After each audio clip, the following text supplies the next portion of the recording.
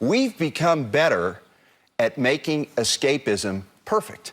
And so now we have an industry, video game violence, that essentially feeds addiction in a way that the tobacco companies built a better nicotine and a better cigarette that it becomes a drug. So for someone who's already isolated, who's already developmentally disabled, who already has difficulty connecting, the worst thing you can do, and this is some advice to parents, which we'll touch on in a minute, is to allow that isolation to be perpetuated, especially in a medium that gives points to killing people.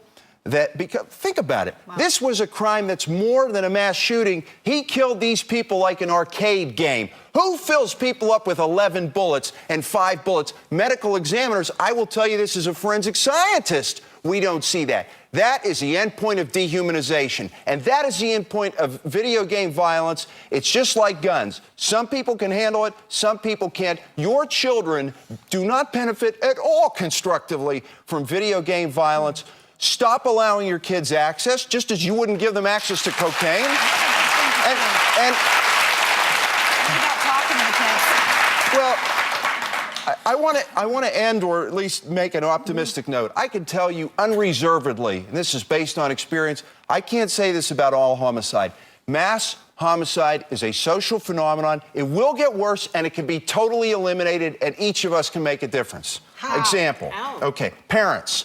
Teach your children at the beginning to take personal responsibility. If they don't start blaming others, they'll never get there.